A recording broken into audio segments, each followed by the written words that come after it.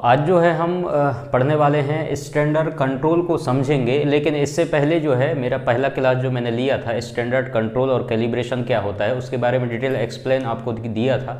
उसके बावजूद भी कई लोगों को समझ में नहीं आया, तो मुझे लगा कि सेकेंड लेक्चर जो है मुझे अच्छे से हिस्ट्री लेकर के समझाऊं, तब जा कर के आपको समझ में आएगा। तो मेरा अगेन जो है लेक्चर हमारा फोकस वही रहेगा, उसी बात को समझना, लेकिन पूरा हिस्ट्री हम देखेंगे किस तरीके से ये सारी चीज़ें डेवलप हो रही है और उनका फंक्शन क्या है, उनका रोल क्या है। तो उस पॉइंट को हम समझने के लिए ये सारी चीज़ें समझेंगे। तो लेक्चर को कंप्लीट जरूर समझिएगा, तभी आपको समझ में आएगा, और कंप्लीट जरूर देखिएगा और पूरा वीडियो देखिए और आराम से देखिए, तब आपको कंप्लीट जो है ये समझ में आ जाएगा। ठीक है, तो बायोकेमिस्ट्री में हम थे और सबसे पहली चीज़ तो मैंने आपको स्टैंडर्ड कंट्रोल ये सारी चीज़ें बता दिया था, लेकिन आज हम थोड़ा सा इतिहास उठा करके देखेंगे और उसमें से समझेंगे कि ये सारी चीज़ें आखिर काम कैसे करता है, आखिर ये सारी चीज़ें आई कैसे। ठीक है, तो इसके बारे में हम बात करेंगे। तो सबसे पहली चीज़ तो सारा खेल कलर का है। ठीक है, जो भी कलर है उसका खेल है। सपोज करिए, मान लो कि बाद मैंने एक गिलास पानी लिया और पानी में मैंने शक्कर डाला।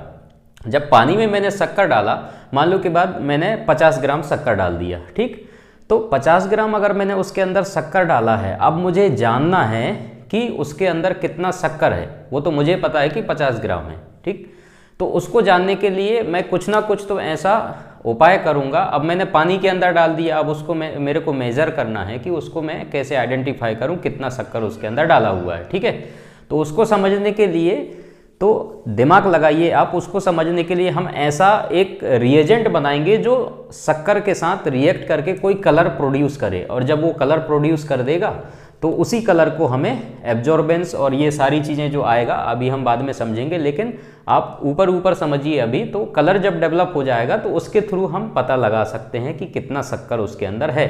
उसी के अकॉर्डिंग अगर 1 किलो शक्कर हमने डाल दिया तो ज़्यादा होता है। ठीक, तो दोनों को अगर कंपेयर करेंगे, जिसमें 50 ग्राम शक्कर है वो कम गाढ़ा होगा और जिसमें 1 किलो शक्कर है वो ज़्यादा गाढ़ा होगा। ठीक, तो रिएजेंट जब आप उसमें दोनों में डालेंगे तो सीधी सी बात है, जिसमें ज़्यादा शक्कर होगा कलर भी ज़्यादा हो जाएगा, और जिसमें कम शक्कर है उसमें कलर भी कम होगा, क्योंकि रिएजेंट जब उसके साथ रिएक्शन करेगा तो कम वाले में कम कलर प्रोड्यूस करेगा और ज़्यादा वाले में ज़्यादा कलर देगा। तो ये तो सिंपल फंडा है। तो हम इस तरीके से समझ सकते हैं कि हाँ, कलर एक इम्पोर्टेंट चीज़ है जिसके द्वारा हम इन सारी चीज़ों के मात्रा का पता लगा सकते हैं कि कितनी मात्रा में शक्कर उपस्थित है उसके अंदर। तो वही चीज़ें हैं इसके अंदर। तो सबसे पहले ये कलर आपको दिखाई दे रहा होगा, ये मैंने अलग अलग बनाया हुआ है। तो यहाँ आपको दिखाई दे रहा होगा, इसमें कलर आपको कम दिख रहा है, इसमें कलर आपको ज़्यादा दिखाई दे रहा है। तो आँखों से देखने से तो मालूम चल रहा है, आप देख करके यहाँ पर अंदाज़ा लगा सकते हैं कि ये मान लो के बाद A है और ये जो है B है, ये C है, ये D है और ये E है। हम इसको मार्क कर देते हैं। तो हमारे पास जब पेशेंट का किसी का भी सैंपल आता है तो मान लो कि बाद इस तरीके से हमारे पास कलर प्रोड्यूस होता है। आंखों से देख करके हम बताते हैं। मान लो कि बाद ये A है तो इसमें कलर प्रोड्यूस कम हुआ है, मतलब उसकी मात्रा कम है। जैसे कि हम एग्जांपल शुगर का ही लेते हैं। ठीक है, तो शुगर का हम टेस्ट लगा रहे हैं। अब आप इसमें रिएजेंट मिक्स करके देखते हैं तो कलर आपको दिखाई दे जाता है ऊपर से। तो आप इतना तो बाहर से देख के बता सकते हैं कि हाँ भाई, A का जो सैंपल हमारे पास आया है इसमें कलर कम है, मतलब इसमें शुगर की मात्रा कम है। और E वाला कलर देख करके ज़्यादा कलर है, गाढ़ा है, देख करके बता सकते हैं कि हाँ, इसमें शुगर की मात्रा ज़्यादा है। लेकिन कितना है, इस चीज़ को नापने के लिए हमने जो है एक ये पूरा सेटअप जो है तैयार किया हुआ है, और इस सेटअप के माध्यम से बहुत सारी चीज़ें हैं इसमें, अभी हम पूरी गहराई में जाएंगे केवल हमें समझने के लिए। तो इसके द्वारा हम एग्जैक्ट पता लगा सकते हैं कि हाँ, कितनी मात्रा में इसके अंदर शुगर प्रेजेंट है।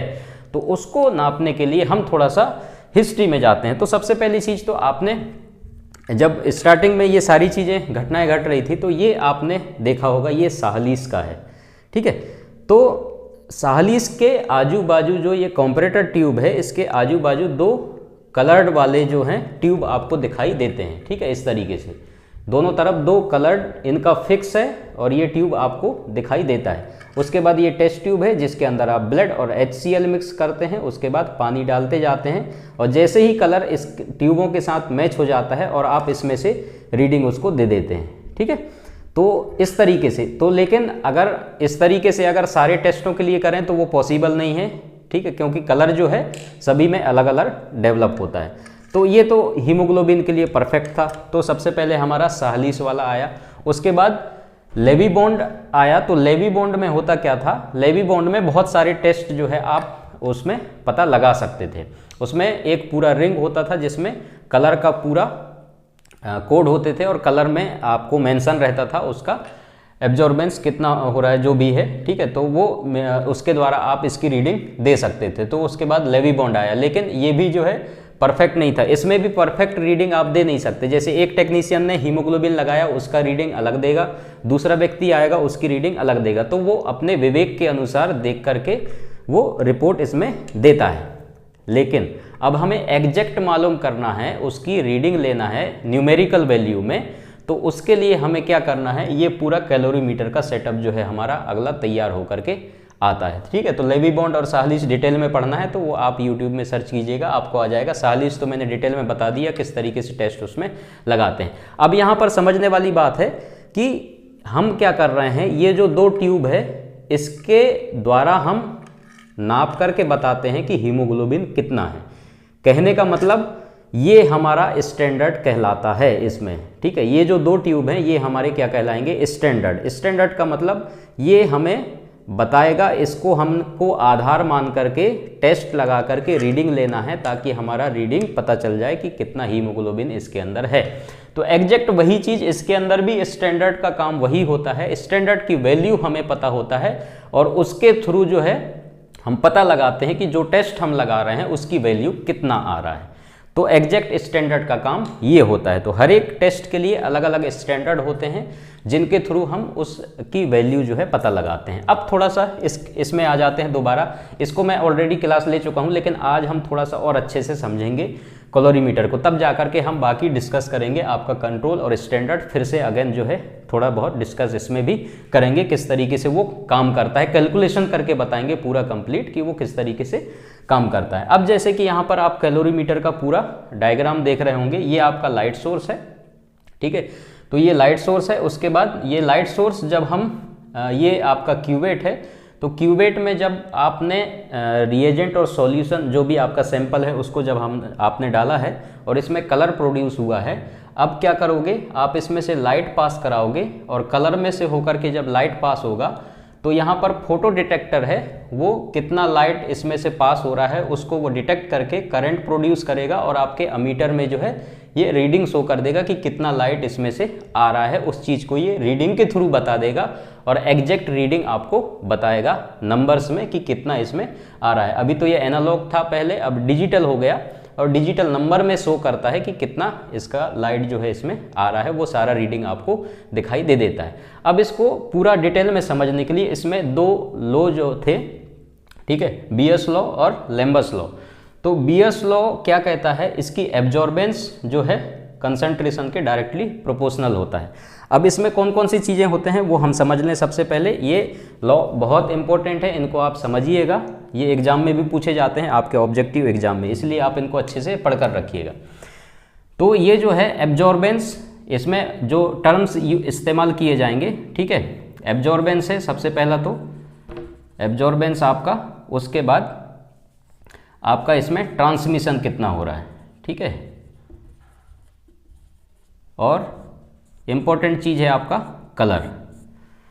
तो एग्जैक्ट जो आपका कलर जो है सबसे इम्पोर्टेंट चीज़ है। अब यहाँ पर देखेंगे जितना ज़्यादा, जैसे मैं यहाँ बताया था, जितना ज़्यादा कलर होगा, ठीक है, उतना ज़्यादा ये लाइट को एब्जॉर्ब करेगा और उतना कम जो है यहाँ से लाइट ट्रांसमिशन होगा या इसके आर पार लाइट कम जाएगा।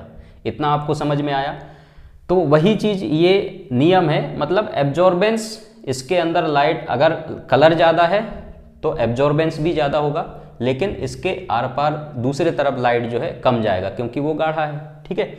अब इसमें दूसरा अपोजिट क्या होगा कि अगर कलर कम है मतलब एब्जॉर्बेंस भी कम होगा, मतलब वहाँ लाइट रोकेगा भी कम क्योंकि कलर कम है, लेकिन लाइट जो ट्रांसमिशन होगा आगे जाएगा वो ज़्यादा जाएगा, ठीक है। इतना समझ में आ गया आपको। उसी के अकॉर्डिंग यहाँ पर रीडिंग जो है देगा। अगर आपको अभी भी समझ में नहीं आ रहा है, रिपीट करके आप जो है इसको देख सकते हैं। तो उसी के अकॉर्डिंग ये बीएस लॉ जो है काम करता है। लेकिन लैम्बर्ट्स लॉ जो है यहाँ पर बोलता है कि एब्जॉर्बेंस जो है डायरेक्टली प्रोपोर्शनल होता है लेंथ का और थिकनेस का। ये भी सही है। जैसे कि हमारे पास एक ये ट्यूब है, आप एग्जाम्पल यहाँ पर मैं आपको समझा देता हूँ। ये एक हमारे पास ट्यूब है, उसके बाद ये दूसरा हमारे पास ट्यूब है, ठीक है। अब इसमें हम ये कलर को कलर की एब्जॉर्बेंस हमें देखना है। तो जैसे आप इसमें से लाइट पास कराएंगे और इसमें से लाइट पास कराएंगे तो यहाँ का और यहाँ तक की दूरी आप देख सकते हैं कम है, लेकिन यहाँ से यहाँ तक की दूरी जो है बहुत ज़्यादा है। तो ये भी आपके रीडिंग को जो है क्या करेगा, इफेक्ट करेगा, ठीक है। तो लैम्बर्ट्स लॉ का कहना भी बिल्कुल सही है कि ये भी डिपेंड करता है आपका जो क्यूवेट की लेंथ है और आपके जो सॉल्यूशन है उसका कलर्ड और उसमें कितना है, क्योंकि आप चौड़ी वाली ट्यूब अगर इस्तेमाल करेंगे तो लाइट की दूरी जो है यहाँ जो तय करेगा उसमें बहुत सारा एब्जॉर्बेंस इसी के अंदर हो जाएगा और ट्रांसमिशन बहुत कम होगा। और इसमें जब आप इसको रीडिंग लोगे तो दोनों में रीडिंग आपको अलग अलग दिखाई देगा। तो क्यों ना हम ये लैम्बर्ट्स लॉ को ही हटा दें। हटा देने का मतलब हम एक ऐसा क्यूवेट्स इस्तेमाल करें जो बिल्कुल सभी टेस्ट के लिए फिक्स हो, ठीक है। जब ये सभी टेस्ट के लिए हम फिक्स कर देंगे कि यही वाला क्यूवेट जो है जिसकी लंबाई चौड़ाई गहराई सब बिल्कुल सेम है और इसी सेम साइज का अगर हम क्यूवेट इस्तेमाल करें तो इसमें पूरा ये लेंथ एंड थिकनेस और पाथ का कोई भी रोल नहीं रहेगा और ये सब कुछ खत्म हो जाएगा। तो इसीलिए जो है ये सारा लैम्बर्ट्स लॉ को ही स्किप कर दिया गया है, ख़त्म कर दिया गया है। और क्यूवेट्स को जब लेकर के आए हैं तो ये वाला लॉ जो है हमारा पूरा का पूरा खत्म हो चुका है। केवल बीयर्स लॉ के आधार पर ये सारा काम चल रहा है। अब कोई भी चीज़ आपके रिजल्ट को इफेक्ट नहीं करेगा। आपने क्यूवेट इस्तेमाल कर लिया, इसी क्यूवेट्स में आप क्या करेंगे, ब्लैंक का भी रीडिंग लेंगे और उसके बाद स्टैंडर्ड की भी रीडिंग लेंगे और उसके बाद आप टेस्ट की भी रीडिंग लेंगे। जब सेम ट्यूब से आप ये तीनों चीज़ की रीडिंग लेंगे तो इसमें लेंथ का कोई भी इफेक्ट आपके रिजल्ट पर नहीं पड़ेगा। इतना आपको समझ में आया? तो इसलिए हमने लैम्बर्ट्स लॉ को ही क्या कर दिया, हटा दिया है। तो एक ही ट्यूब से अलग अलग ट्यूब से लेते तो स्वाभाविक है आपकी रीडिंग में फ़र्क आता। तो ये लॉ जो है कहीं ना कहीं सही है, ठीक है। ये गलत हम इसको नहीं बोल रहे हैं, सही है। तो इसको हटाने के लिए हमने क्या किया है, एक ही ट्यूब हमने इस्तेमाल किया है। सारे चीज़ों की रीडिंग एक ही ट्यूब से लेंगे तो एग्जैक्ट जो है हमारी वैल्यू वो निकल करके आएगा। तो इतना आपको समझ में आ गया होगा। फिर से हम इसको दोबारा से देख लेते हैं। ये लाइट सोर्स है, लाइट सोर्स से अब ये लाइट सोर्स जो है पूरा बिखर के जाता है, उसके लिए हम स्लिट इस्तेमाल करते हैं जो लाइट के सोर्स को जो है पूरा एक नैरो वे में ले जाता है, मतलब इकट्ठे करके आगे बढ़ाएगा। उसके बाद हम फिल्टर यूज करते हैं। फिल्टर का काम एग्जैक्ट क्या होता है, एक पर्टिकुलर वेवलेंथ को जो है पास करता है। मतलब इसमें सतरंगी कलर हैं, बहुत सारे कलर हैं, आपको पता होगा।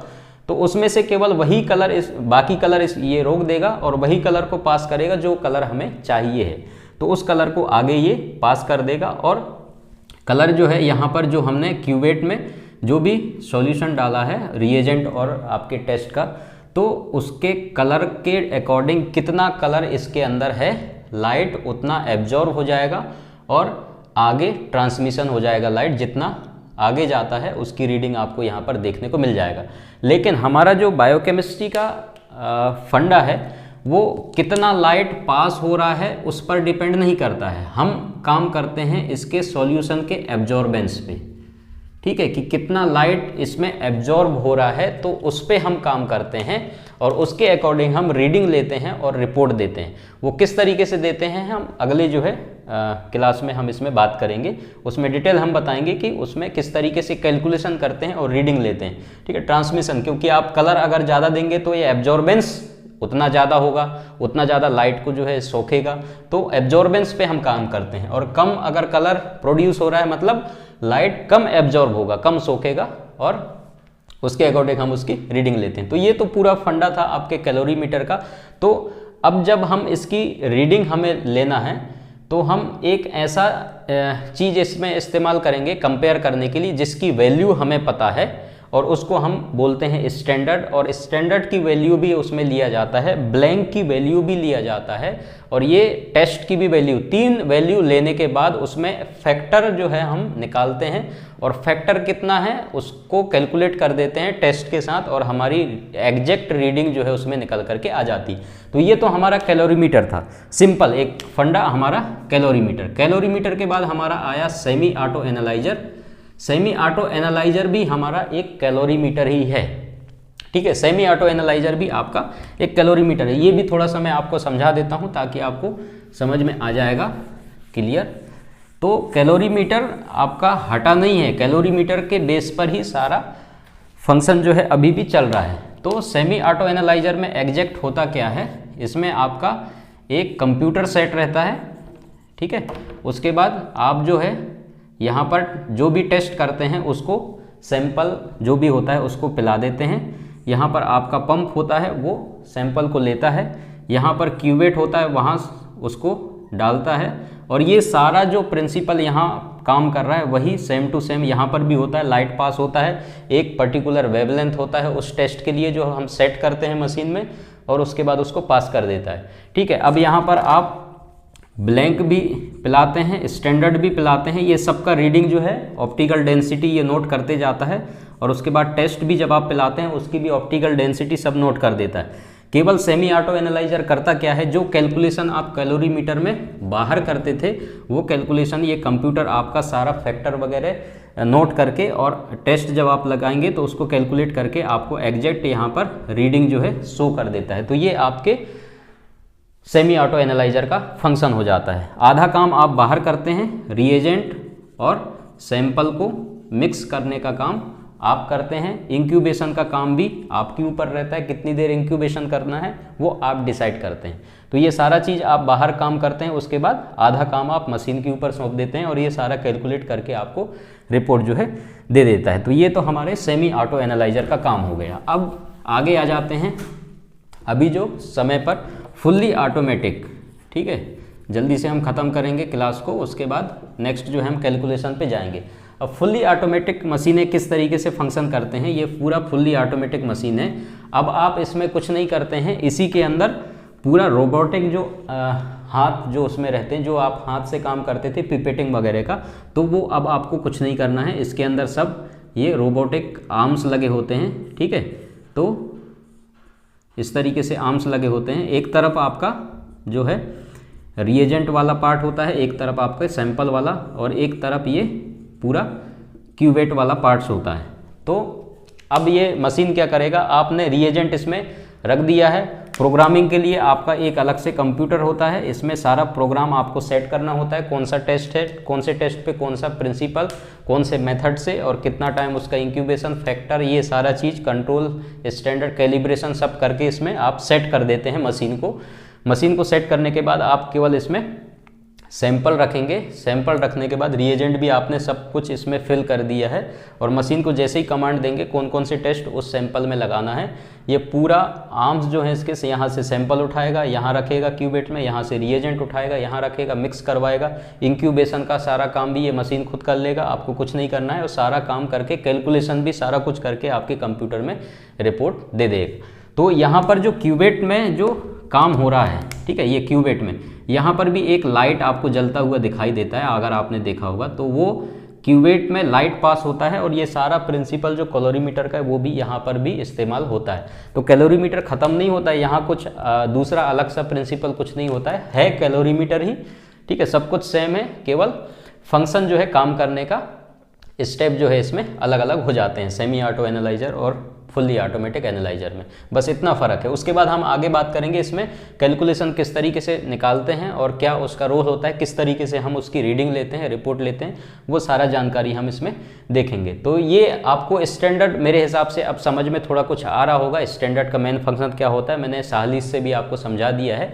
तो वही चीज़ एक पर्टिकुलर टेस्ट के लिए होता है, तो उसको हम अगले क्लास में और डिटेल में जो है समझेंगे। तो नेक्स्ट हम मेरा जो क्लास है वो भी आप ज़रूर कंप्लीट देखिएगा। Thank you so much. Video अगर आपको पसंद आया, लेक्चर आपको समझ में आया, तो आप लाइक ज़रूर कीजिए, वीडियो को शेयर भी कीजिए अपने दोस्तों में, और कोई सवाल है तो कमेंट्स कीजिए, अभी भी कोई डाउट है तो कमेंट्स कर दीजिए, और दोबारा से आप इस लेक्चर को देख सकते हैं आराम से, ताकि आपको अच्छे से और भी डिटेल में समझ में आ जाए। Thank you so much.